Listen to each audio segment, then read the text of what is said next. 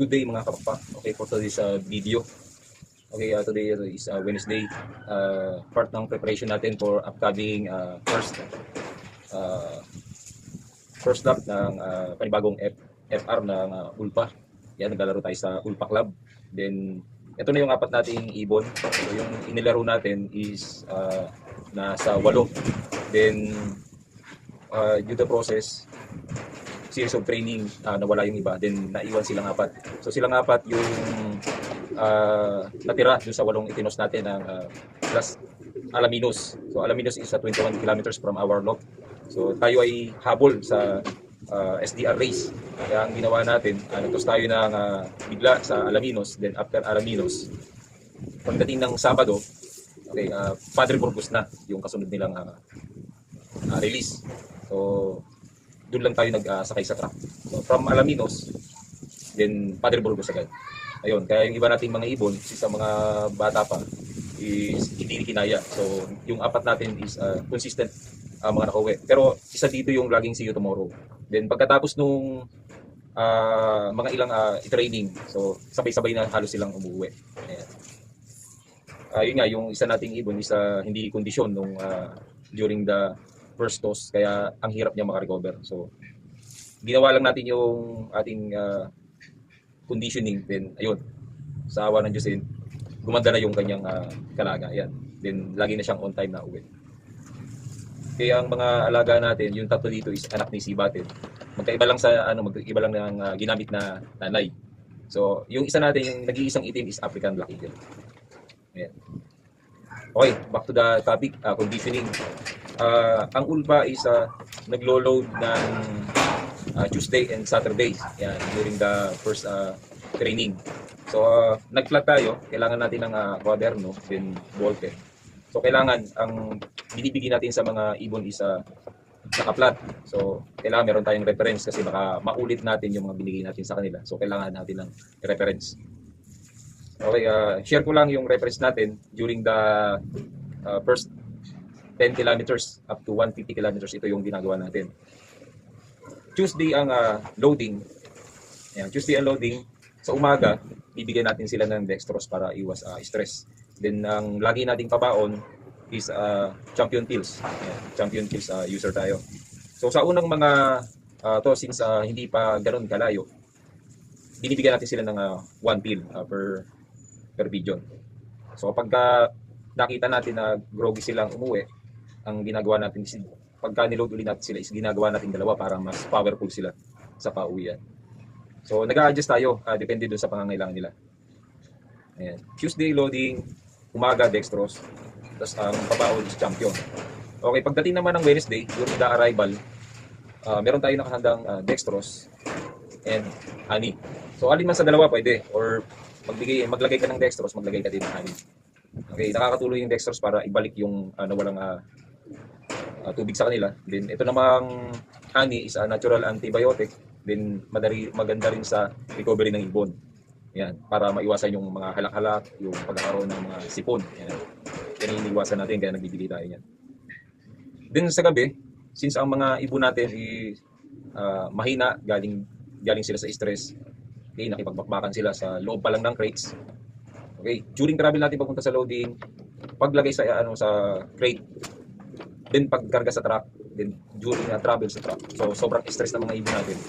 Ayan. Kaya kailangan natin silang bigyan ng pabaon. Yun yung silbi ng pabaon. Okay, nga gamit natin si champion. So napiprevent yung uhaw ng ibon, then binibigyan ng lakas, extra lakas para sa pauwian. Then pagdating ng Wednesday, arrival, ayan, nagbibigay tayo ng dextrose na may kasamang honey. Sa gabi, pwede nyo gamitin as ideal, yan yung makaraniwang binibigay. Kung wala kayong available na ideal, pwede rin kayo magbigay ng B12 para ma-fix yung nasira sa mga tissue ng laman nila. Yung mga muscle nilang mga masasakit is maibsan yung sakit, din bumalik sa dating kalagayan. Then, kung meron naman kayong available na Vitabuli, maganda rin to. So, tayo ay nagbibigay ng 1 pill to 2 pills. Depende sa kalagayan ng ibon. So, kailangan sa during arrival ng ibon natin isa nag-observe tayo lagi para mabigay natin yung mga pangangailangan nila. Kapag ka naman dumating ang ibon at medyo masama talaga yung tama at binigyan natin ng dextrose pero hindi pa rin sila naka-recover agad. So, amuyin natin yung bibig nila. Kapag ka naamoy natin na malansa, so pwede tayong agaran magbigay ng bawang. Ayan, natural flushing. So, pagka ganun kasi nga medyo malansa yung bibig ng ating mga ibon, maaaring nakakuha sila ng sakit o nagkaroon sila ng sakit kasi na-stress sila. Ayan. Bawa, smash. So, kailangan natin ng bawang. Or, pwede tayo gumamit ng synthetic. So, pagka tingin natin na hindi kakayanin ng natural is, meron tayong nakahandang synthetic na antibiotic. So, ito is para prevention din sa cancer. Pag nakita nyo may mga puti-puti sa bibig. So, pwede nyo gamit ang agad nito. Huwag na natin hintayin na lumala. Okay? Kaya meron tayong natural at meron tayong synthetic na mas powerful. Kaya lang, serious abuse of synthetic sa hindi maganda sa ibon. Kaya we come up total natural flushing. Yan, depende sa situation. Then, after arrival, the Thursday, so kailangan papahinga yung kanilang sistema sa pagbibigay ng mga gamot. Ayan. Kaya sa umaga, wala tayong ibibigay. Normal feeding lang. Then wala ring dextrose, normal water lang. Then sa gabi, ayan, magbibigay tayo ng calcium. So hindi pwede kasing yung interval na pagbibigay ng gamot is sobrang malapit. So hindi pwedeng sabay yung magkaibang gamot. So baka ang ibon natin is mas mag-upward kagad yung lason sa katawan nila. So yun, check din natin during the process, titignan natin, sasamahan natin sa observation yung tuka.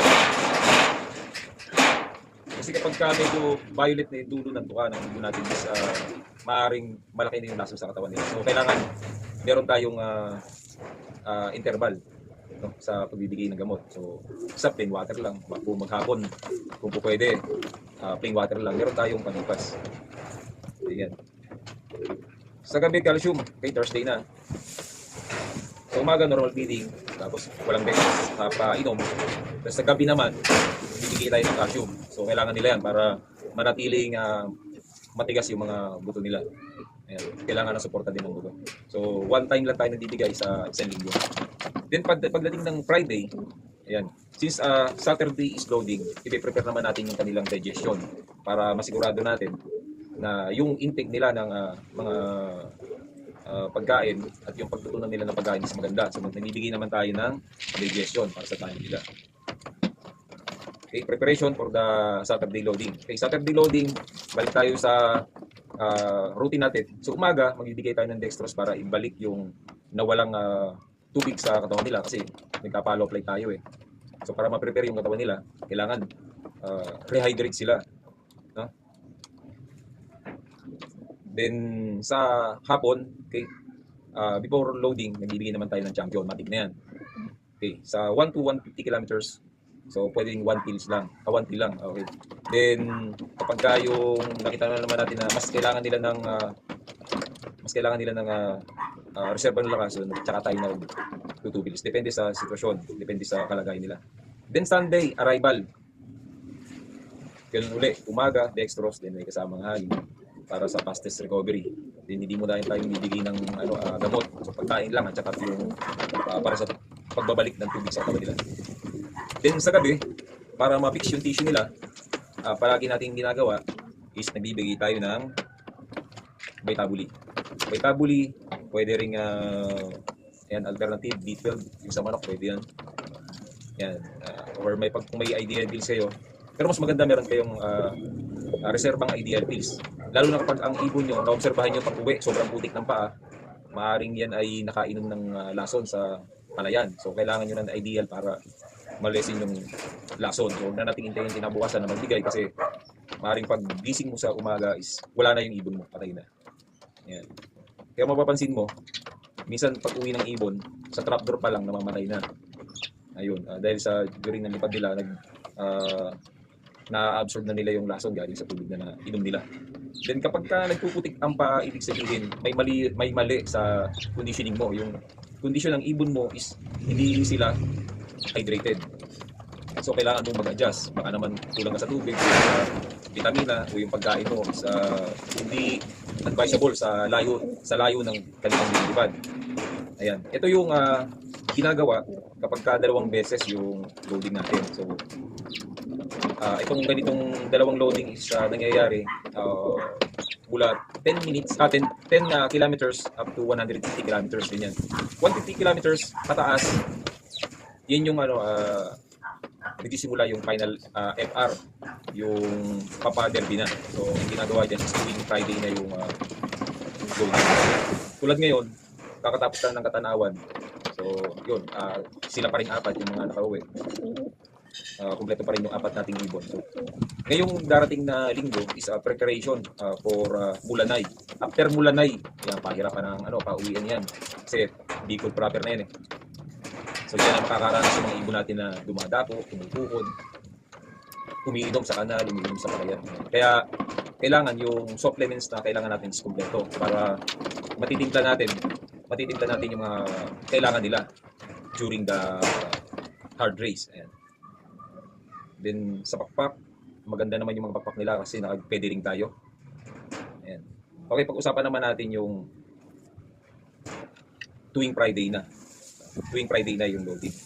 Ayan. Ito ay nasa 150 kilometers pataas. Ayan, medyo mataas na yung layo na yung nililipad ng ating mga ibon. Ayan. Okay, Monday morning. Umpisa natin dun sa kanilang loading. Okay, Friday morning. Yan pangaraniwang loading ng mga ibon natin pag one training na a week, 152 pataas. No? So Friday morning, bibigay tayo ng dextrose. Palagi yan. Then default loading, champion, 1 till to 2 pills. Then Saturday, nasa biyahe na yan. Or Friday ng madaling araw, nasa biyahe na yan. Saturday, nasa biyahe na yan. Para mapatamaan nila na Sunday, nandun na sila sa place. Okay, pag-usapan naman natin yung one time training na sa loob ng isang linggo. Ito yung 150 pataas. Ang loading na natin is tuwing Friday kasi papatamaan na natin yung time of release. Kasi nagre-release yan ng Sunday ng umaga. So, maaaring sa gabi is umaalis na yan, yung nagtatravel na yan or madaling araw ng Saturday. Then kailangan ang ibon natin ay mananatiling hydrated. Kailangan malakas sila. Then nabigyan natin ng tama during the recovery yung mga kailangan nila. Then pagdating ng Sunday arrival, okay, ang binibigay natin is yun ulit, dextrose na may honey. Yan, palagi yun pag-uwi. Then, dahil sa yung mga ganitong time is mahaba na yung kanilang nililipad. Yung pagpa-flashing natin is depende kung ano yung pinakita nilang attitude during arrival. So kapag yung nanghihina talaga sila, groggy talaga, nakainom na sila ng dextrose na may honey, pero ilang oras na hindi pa rin nagbabago. Then nakalungkot pa rin sila, parang may iniinda. So hawakan natin ng ibon, amuin natin kung may problema sila sa respiratory. So ang pagbibigay natin ng flashing is tuwing Monday pag ganitong nasa stage na ng race. Monday. Pero pwede nating i-advance yung pagbibigay ng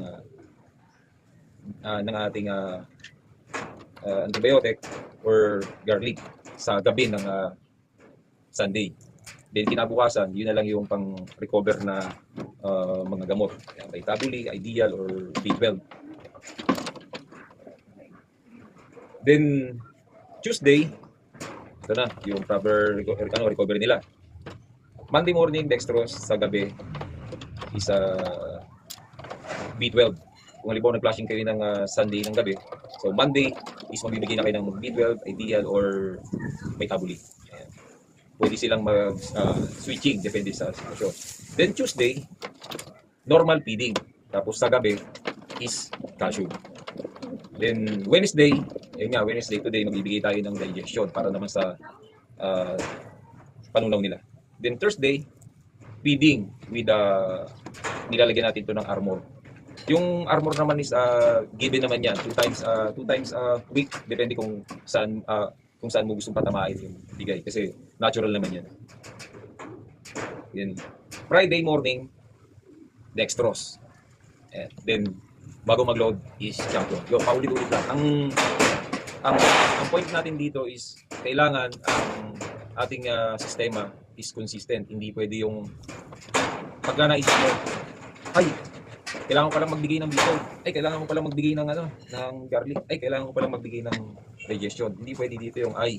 Kasi isang pagkakamali mo lang na pagbibigay ng gamot, ang kondisyon ng ibon mo is magbabago. So, maaaring hindi na siya makauwi dahil hindi mo nabigay ng tama yung mga binigay mong gamot. So, during the process, nag-acquired na yung lasa sa katawan niya. Wala kayong interval. Ayan, wala kayong consistent na sistema. Is mako-compromise yung health nila. Yun yung topic talaga natin ngayon. Then, ngayon ay Wednesday. Ayan. Wednesday, naka-schedule tayo na magbibigay ng digestion. So, 1 digestion a week ang binibigyan. Then, 1 time arbor. Then, yung palagi natin gamit na gamit is ito. Sa mga breeder, sa mga stock birds. Lagi tayo nagbibigay niyan. Kung hanggat maaari, 2 times a week. Depende sa panahon. Pag umulan, bigay kagad ng dextrose. Pag sobrang init, bigay kagad ng dextrose para ma-relax sila. Yan, magbigay na tayo ng digestion. Pagkabigay natin ng digestion, wala natin sila para sa lock line nila. Hindi na natin sila bubawin. Kung gusto nila lumipad sila. Pag bumalik sila, pumasok sila sa loob kasi hindi sila pwedeng masanay na naiilap. Kasi during the arrival, pag nakita ka niyan at mailap, pag nakita pa lang yung mukha mo is pipitik na yan. So, makikita natin yan sa poste, nakatago, nakakubli. Tapos tinitignan kung wala ka na, tsaka yan papasok. So, yun ang magiging problema natin.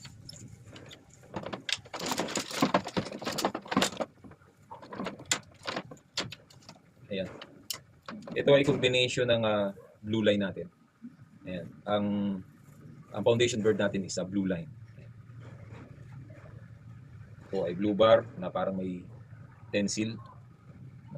May pagka-tensil tapos white feather. Ayan. Naglalabas talaga si blue ng ganyan. Pero ang nanay nito is anak na ni blue. Ayan. Kaya kung makikita nyo, kamukha siya ni blue, malaking ibon. Ayan. Malaking ibon, kamukha ni blue. Malaki. Feather checking, maganda yung papak niya. Abot to sa Tacloban. Hindi siya lugon. Ayan. Maganda yung attitude, hindi siya mapiglas. Kasi pangit sa ibon yung mapiglas. Kasi ibig sabihin, stress yun.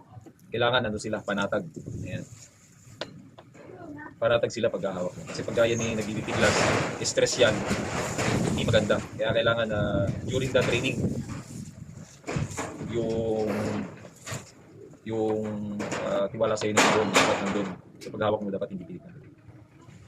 Baka mabalian, baka ma-stress, magkaroon ng sakit. Bigyan natin ng digestion.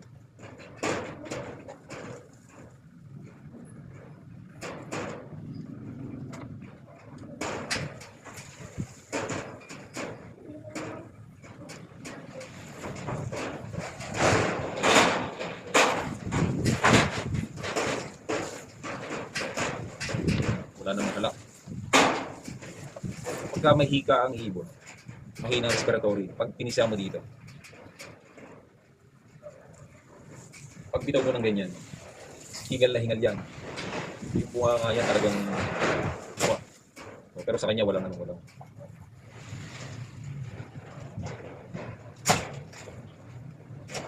Okay, pero salpok pa wala na natin.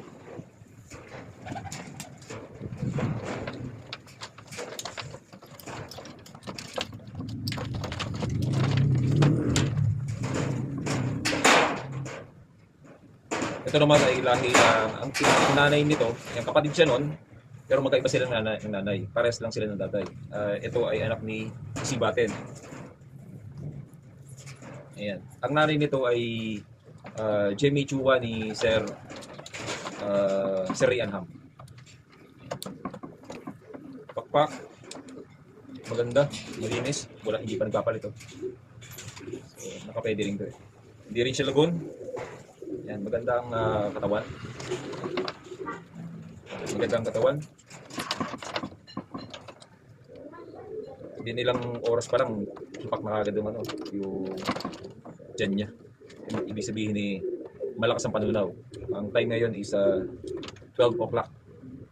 Tanghaling tapat. So, tunawin niya kagad halos yung pagkain. Konti na natitira. Kasi maganda yung kanyang panunaw.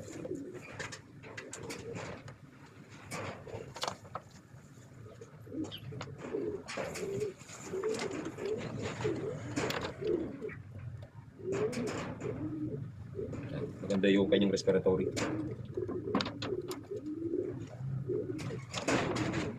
Makinis.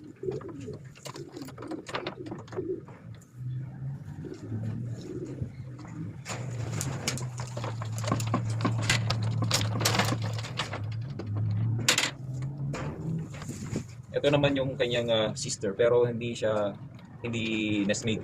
So magkasunod na batch. Una yon, sunod to. Makikita mo, yung pinakananin nila is red check, ang tatay is blue bar. Pero ang nilalabas nila is puro ganito ang kulay. Velvet. Yan. Ito ay naka-VIP. Magandang pakpak. Hindi lugon. Yan. Malinis ang pakpak. Maganda ang katawan. Yan natin ang digestion.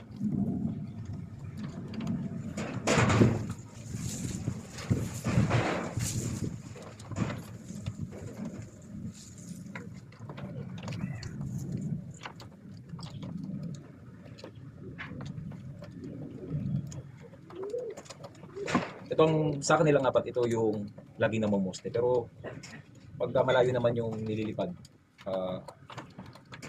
tapos sa poste, tapos baba, tapos pasok na kagad sa loob. Yan. Hindi siya masyadong nagtatagal doon. Wala na siya. Yan yung mga inakay na sobrang ilat dati.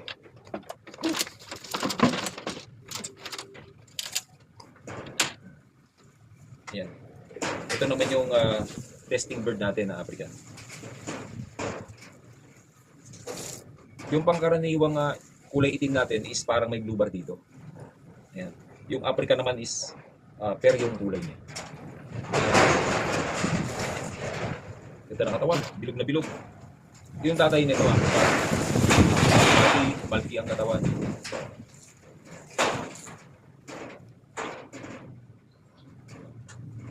Ayan.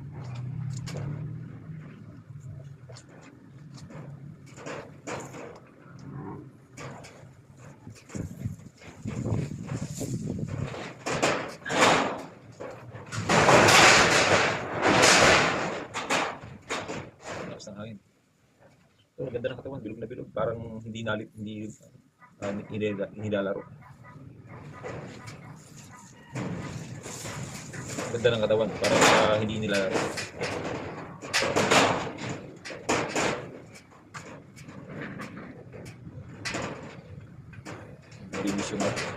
Malinis yung respiratory nila.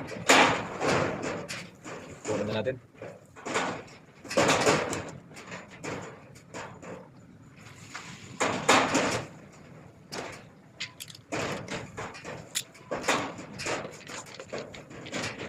Ayun, that's all for today. Yun yung part ng content natin ngayon. Pinag-usapan natin is yung 10 kilometers to 150. Magkakaiba ng 10 kilometers to 150 conditioning, tapos yung 150 until mag-derby. Yun yung pagkakaiba sa ating conditioning. Pero yung proseso ng pagbibigay is ganun. Okay. Tayong calcium, meron tayong synthetic antibiotic, meron tayong dextrose, bibili lang ito sa poultry. Then ito, gladiator honey. Then meron tayong pabaon, okay. Champion user tayo. Meron tayong pang-recover Vitabuli. Pangkaraniwang kailangan natin sa ating race. Kung gusto mong tumulong ang ibon mo at may tiwala ka sa ibon mo, ayan, bigyan din natin siya ng suporta. So, hindi lang din kasi sa galing ng ibon ang kailangan. Hindi tayo pwedeng umasa doon. So inaasahan din tayo ng ibon natin. Tayo yung magsisilbing trainer, then doktor ng ating mga ibon. Ang pinaka-key dyan is kailangan magaling ka mag-observe sa mga ibon sa mga pangangailangan nila. After the race, before race, ayan, during the conditioning, 1 week conditioning, kailangan lagi mo silang tinitingnan para mabigay mo ng tama. Then, ayun nga, suggestion ko, dapat meron kayong note, ayan, note, ballpen, para pagka meron kayong gustong baguhin, then makikita nyo, mapablog yung schedule na pagbibigay ng mga supplement. Ayan, supplement, gamot sa mga ibon natin para dumulog. Okay, hindi tayo nagbago ng pagkondisyon sa ibon. Yan din yung ginagamit natin ever since. Then nakikita natin ang mga ibon natin na nadulo. Ayan. Nagpay lang tayo noong nakaraang SDR. Gawa ng dito. Yung binirit nating ibon is hindi siya bilog sa ating mga pangkaraniwan na ginagamit. So, sumubok tayo ng iba. Kaya yun, worst thing talaga yung pangit na result kapag nakakuha tayo ng ibon. Sumubok tayo ng ibon na hindi talaga nadulo. Yan.